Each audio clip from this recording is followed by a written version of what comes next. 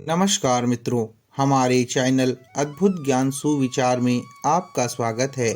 आज की कहानी है क्या है हनुमद रामायण का सत्य। प्रभु श्री राम के जीवन पर अनेक रामायण लिखी गईं, जिनमें प्रमुख है वाल्मीकि रामायण, रामचरितमानस, कदम्ब रामायण, अद्भुत रामायण और आनंद रामायण।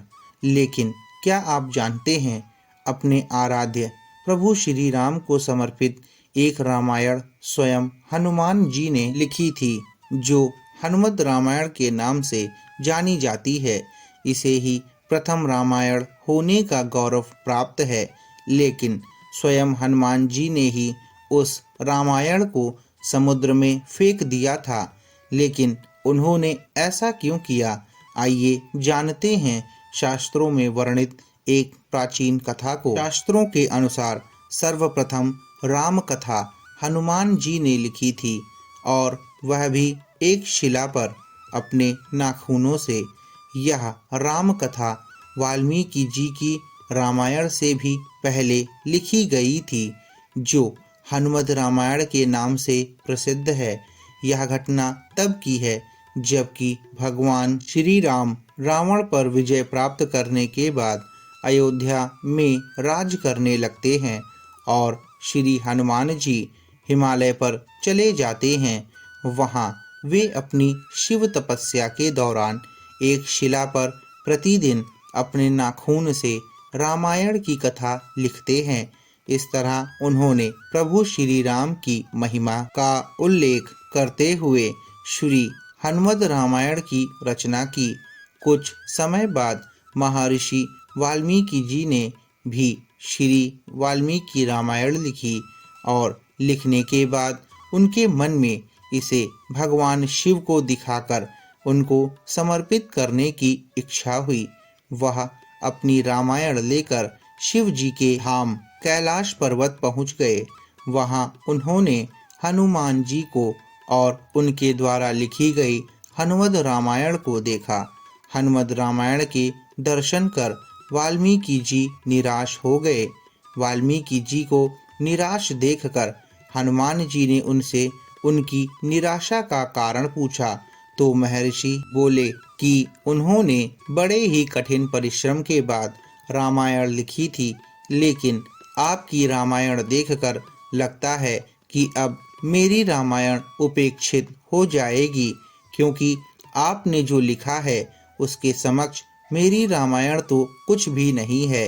तब वाल्मीकि जी की चिंता का शमन करते हुए श्री हनुमान जी ने हनुमद रामायण पर्वतशिला को एक कंधे पर उठाया और दूसरे कंधे पर महर्षि वाल्मीकि को बिठाकर समुद्र के पास गए, और स्वयं द्वारा की गई रचना को श्री राम को समर्पित करते हुए समुद्र में समा दिया। तभी से हनुमान द्वारा रची गई हनुमद रामायण उपलब्ध नहीं है। हनुमान जी द्वारा लिखी रामायण को हनुमान जी द्वारा समुद्र में फेंक दिए जाने के बाद महर्षि वाल्मीकि बोले, हे राम भक्त श्री हनुमान, आप धन्य हैं। आप जैसा कोई दूसरा ज्ञानी और दयावान नहीं है। हे हनुमान, आपकी महिमा का गुणगान करने के लिए मुझे एक जन्म और लेना होगा, और मैं वचन देता हूँ कि कलयुग में मैं एक और रामायण लिखने के लिए जन्म लूँगा। तब मैं यह रामायण आम लोगों की भाषा में लिखूँगा। माना जाता है कि रामचरितमानस के रचयिता गोस्वामी तुलसीदास कोई और नहीं बल्कि महर्षि वाल्मीकि का ही दूसरा जन्म था।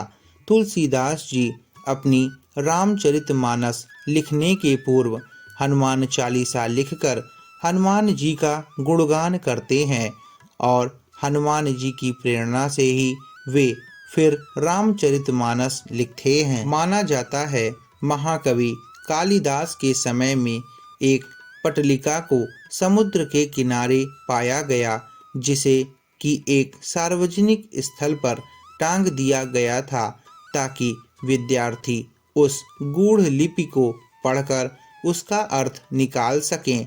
ऐसा माना जाता है कि कालिदास ने उसका अर्थ निकाल लिया था और वो ये भी जान गए थे कि ये पटलिका कोई और नहीं अपितु हनुमान जी द्वारा रचित हनुमद रामायण का ही एक अंश है, जो कि पर्वत शिला से निकलकर जल के साथ प्रवाहित होकर यहाँ तक आया है।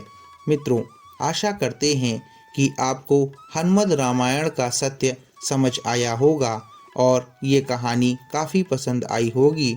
आगे भी ऐसी ही पौराणिक कथाएं और कहानियां सुनने के लिए हमारे चैनल अद्भुत ज्ञान सुविचार को सब्सक्राइब करना ना भूलें और नोटिफिकेशन पाने के लिए बेल आइकन को ज़रूर दबाएं।